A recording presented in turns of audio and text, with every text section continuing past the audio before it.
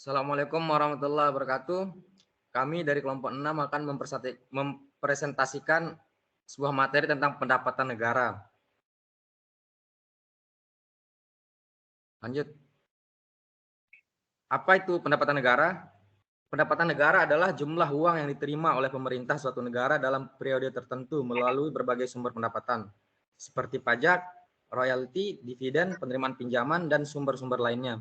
Pendapatan negara biasanya digunakan untuk membiayai kegiatan pemerintah, seperti pembangunan infrastruktur, pendidikan, kesehatan, keamanan, dan pengembangan ekonomi. Pendapatan negara juga dapat digunakan untuk membayar hutang, memperkuat cadangan devisa, dan memberikan bantuan keuangan kepada sektor-sektor yang membutuhkan. Ada beberapa faktor yang menjadi sumber pendapatan negara, antara lain pajak, bea dan cukai, PNBP, PAD, pinjaman, sumber daya alam, hibah, dan sumbangan. Itulah beberapa sektor yang menjadi sumber pendapatan negara. Next. Yuk.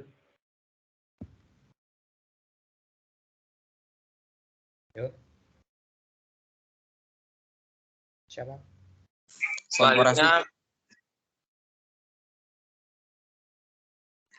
Selanjutnya, komparasi pendapatan negara. Komparasi pendapatan negara merupakan suatu cara untuk membandingkan pendapatan nasional atau pendapatan per kapita dari berbagai negara. Komparasi ini bertujuan untuk mengetahui perbedaan tingkat termakmuran antara negara-negara tersebut dan juga untuk mempelajari faktor-faktor yang berkontribusi pada tingkat pendapatan tersebut. Beberapa isi komparasi pendapatan negara antara lain: 1. Pendapatan nasional bruto atau PNB. PNB merupakan ukuran keseluruhan pendapatan yang dihasilkan oleh suatu negara dalam suatu periode tertentu. PNB dapat dihitung dengan cara menjumlahkan nilai seluruh produk dan jasa yang dihasilkan oleh warga negara atau perusahaan dalam negeri, baik yang berada di dalam maupun di luar negeri. 2. Pendapatan per kapita. Pendapatan per kapita mengacu pada pendapatan rata-rata yang diterima oleh setiap warga suatu negara dalam satu tahun. Pendapatan per kapita sering digunakan sebagai indikator tingkat kemakmuran suatu negara. Next.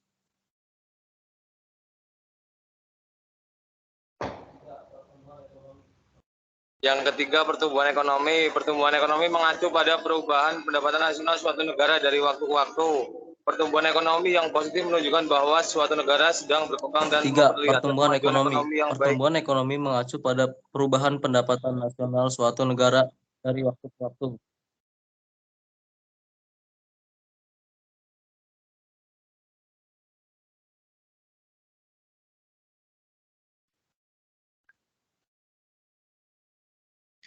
Empat, indikasi pembangunan manusia atau IPM. IPM adalah sebuah indikasi yang digunakan untuk mengukur tingkat kesejahteraan masyarakat suatu negara termasuk kesehatan, pendidikan, dan standar hidup. IPM biasanya mencakup indikator seperti harapan hidup, angka melek huruf, dan pendapatan per kapita. 5. Neraca perdagangan. Neraca perdagangan mengacu pada selisih antara nilai ekspor dan impor barang dan jasa suatu negara dalam periode tertentu. Neraca perdagangan yang positif menunjukkan bahwa suatu negara memperoleh lebih banyak pendapatan dari ekspor daripada yang dibayarkan untuk impor. Next. Selanjutnya ada contoh kasus pendapatan negara. 1. Pajak penghasilan. Pendapatan negara yang berasal dari pajak penghasilan yang dikenakan pada warga negara yang memiliki penghasilan. 2. Pajak pertambahan nilai. Pendapatan negara yang berasal dari pajak pertambahan nilai yang dikenakan pada barang dan jasa yang diperdagangkan di dalam negeri. Dan nomor 3 ada pendapatan dari sumber daya alam. Pendapatan negara yang berasal dari sumber daya alam seperti minyak, gas, dan mineral yang dieksploitasi dan dijual ke luar negeri. Dan nomor 4, pendapatan dari perusahaan BUMN. Pendapatan negara yang berasal dari perusahaan milik negara atau badan usaha milik negara BUMN yang memperoleh keuntungan dari usahanya. Dan nomor 5 ada pendapatan dari investasi asing. Pendapatan negara yang berasal dari investasi asing seperti investasi pada saham dan obligasi negara serta investasi langsung pada perusahaan di dalam negeri. Dan nomor 6 ada pendapatan dari sektor pariwisata.